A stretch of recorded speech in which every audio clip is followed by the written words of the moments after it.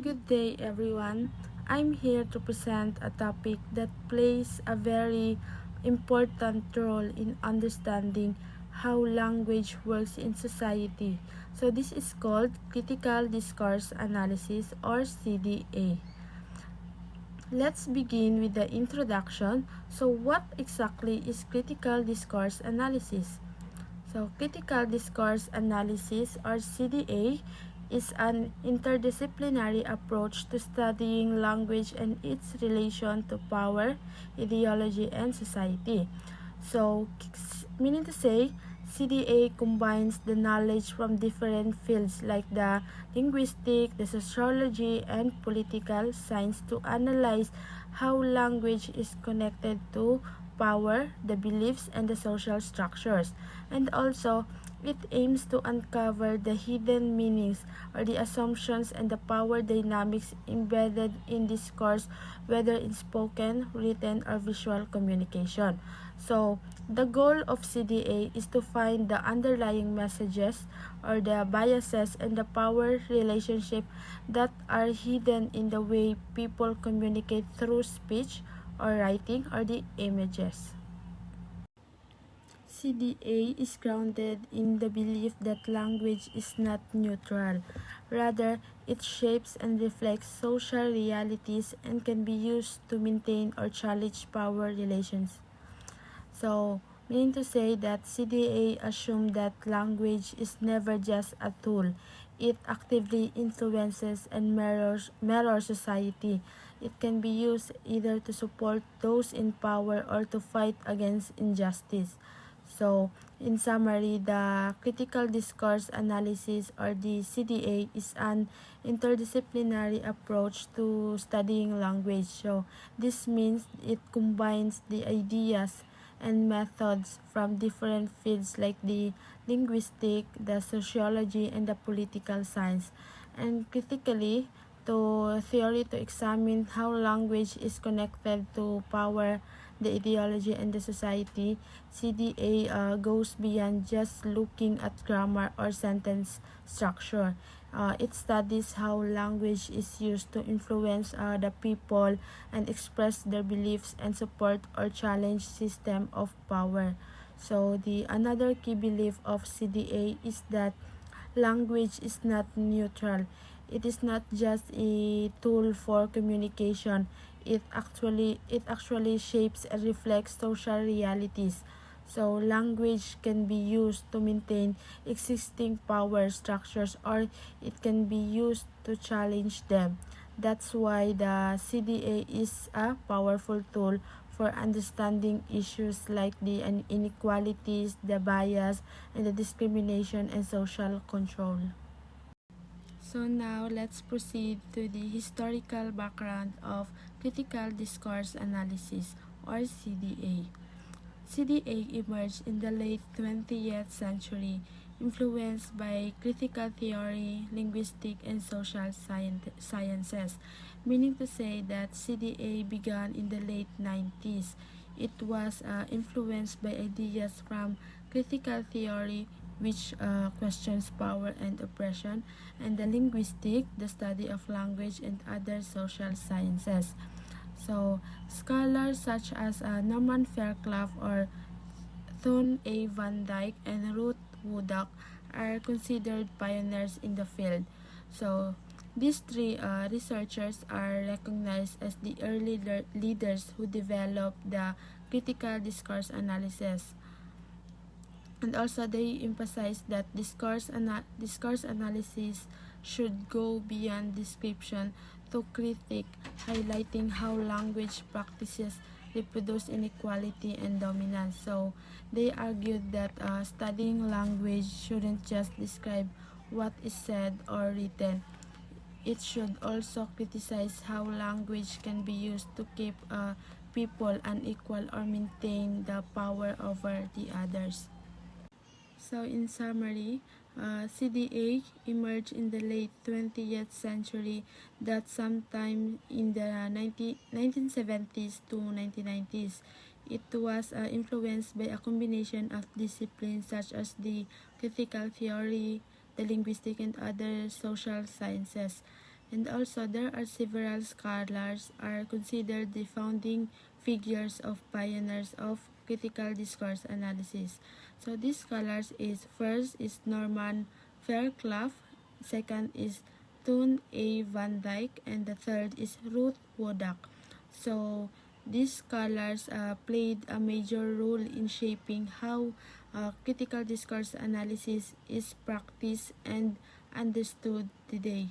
So their core idea was that discourse analysis shouldn't just describe the language, it should also critique it. So in other words, we should analyze how language is used to maintain the power and the dominance in society. We should ask how certain language practices contribute to inequality or how they reinforce social hierarchies. So that's it for my part. So now let's proceed to the second reporters. Good morning, everyone. Today I will be going to report the key concept of critical discourse analysis, or what we call CDA. So, this key concept helps us to understand how language connects with power, ideology, and society. So, let's go through one step by step. So the first one is we have discourse. When we say discourse, it refers to the different ways we use language to represent the word. So it's not just about grammar or words, but about our language reflects and shape in social structures. So for example, think about how media talks about climate change. So, di ba, some news outlets call it climate crisis, while others just call it climate change. So, the choice of words influence how people see the issue urgent or not urgent. So, in CDA, we analyze how language choices represent reality and also shape us how society thinks. So the second one is power. So CDA, or critical discourse analysis, sees power as something that is not only held by people in authority but also expressed and embedded in language. So language can maintain power or resist it. For example, like in the classroom when teachers said or say, I expect you to submit your output on time. So that's a display of authority through language. But the students can also resist power, for example, by questioning unfair rules. So in CDA, looks at how language can either reinforce authority or challenge it. So we also have number three, the ideology. So when we say ideologies, these are the system of belief and values that shape how we think and justify social practices. So these ideologies often natural in text or speech, but CDA helps us uncover them. For example, advertisement often show women as the main person cooking in the kitchen. So this reflects um, or reinforce the ideology of traditional gender roles. So by analyzing this course, CDA reveals how ideologies are hidden and how they influence our everyday thinking. So the fourth one is context. So context, mm, to understand any discourse, we cannot separate the text from its background. So context includes the social, political, and cultural situation in which language is used. So for example, in politician, let's say we need to protect our people. The meaning of that statement depends on the context. Are they talking about crime or about immigration or even about war? So the words only make sense if we analyze the situation and background. So CDA reminds us we cannot study the text itself. We need to look the bigger picture of it. So finally we have in third textuality. So this means that the texts are always connected to other texts.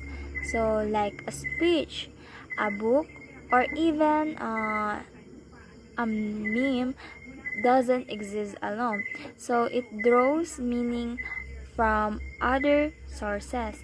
For example, when uh, someone tweets, "Winter is coming," many people will connect it to a Game of Thrones. So that praise carries meaning beyond the words themselves because of its cultural link.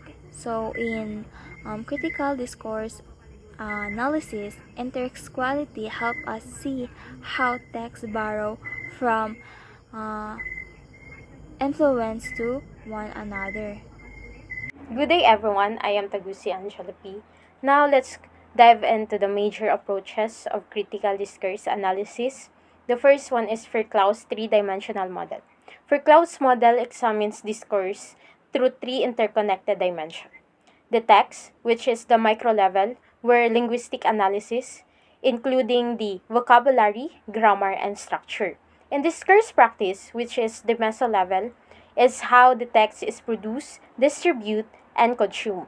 In sociocultural practice, wherein the macro level, which is the broader, in social, cultural, and political context. For example, a critical discourse analysis of a news article about climate change might analyze in text the frequent use of passive voice, which is mistakes were made to obscure responsibility. In discourse practice, which is the article's framing influenced by corporate sponsors or editorial policies.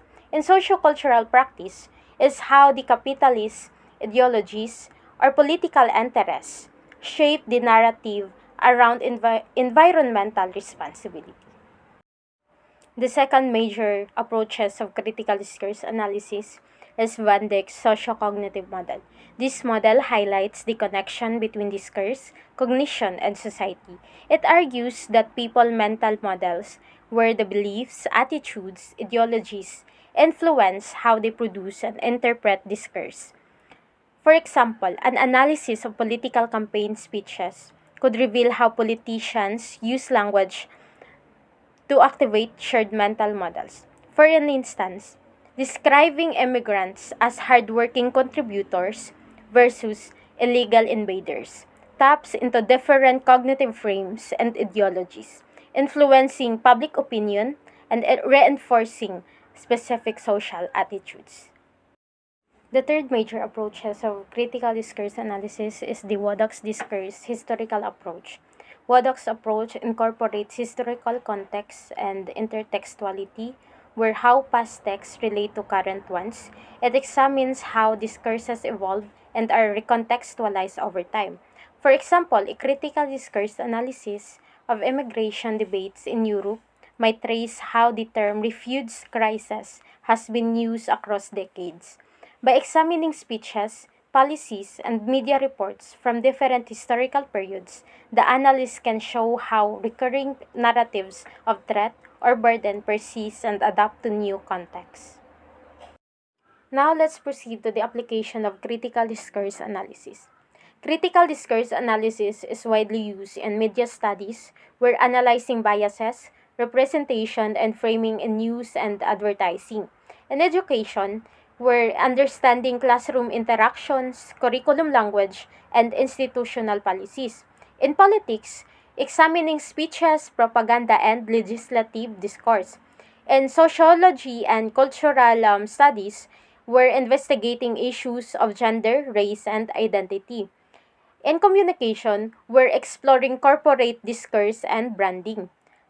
And researchers use critical discourse analysis to analyze topics such as gender representation, racism, and nationalism. For example, in a political speech, the repeated use of words like security, threat, and enemy can construct fear and justify government policies. Critical discourse analysis would analyze how such language shapes public opinion and legitimize authority. So, good day everyone. Now let us proceed to the steps in conducting a critical discourse analysis. So, for the first step is select a text or a discourse for analysis. So, in this step, you have to select a specific text that you want to analyze. So, remember that the term text in a critical discourse analysis has many meanings because it applies to any type of communication, whether it's visual or a word. So, for the written text, this includes the brochures, the newspapers, the advertisements, headlines, and many more. And it also includes the images and the speech also. So the second step is um, examining linguistic features such as vocabulary, grammar, and structure. So this means that we have to look the use of the language in the text. So is it intentional? Is it emotional? Is it positive or negative or neutral? And aside from that, in the grammar and the structure, we have to look that if the sentence are being organized, how they are being organized or structured. So the next step, the number 3, is interpreting discursive practices, including production, distribution, and consumption. So this refers to how the text is being created, how is it being distributed or shared, and how is it being interpreted or understood by the people. So this is refers to the deeper meaning of the language in the text. So the next is analyzing social practices and ideologies in influencing the discourse. So this means that examining the social rules, power structures, and shared beliefs that influences how the text is being created, or how is it challenges the beliefs or values or the social norms. So the last step is drawing conclusions about how language constructs the power and meaning. So this refers to how the language creates or shapes the perception or the understanding, and how it reinforces the power or create a power. So now let's proceed to the example. So the example here is the speech of King Martin Luther. The title of his speech is "I Have a Dream." So in this text, this is delivered during August or on August 28, 1963. So on Washington for Jobs and Freedom. So for the examining linguistic features under the vocabulary, it features a rhetorical devices such as repetition. So for the repetition, the example of the phrase that is being repeated in the speech is 100 years later. It is being mentioned more than 5, and this means that if there's nothing will change at this moment after 5 years, that everything is still the same. And also it uses I as a personal conviction, and it uses we as that emphasize unity of or the shared struggle. The step 3, it is delivered uh, or distributed widely on the internet or the media, and also newspapers, radios, and television. This page reflects the challenges, dominant ideologies of racism and segregation in the United States. So it is a call to action, urging listeners to work towards a more just society. King's speech demonstrates how language can be used to challenge dominant power structures and promote social change. So this speech message is all about hope, equality, and justice. So that concludes our report, and I hope you understand, and Thank you for listening. So if you ever have a question, so feel free to ask them. Thank you.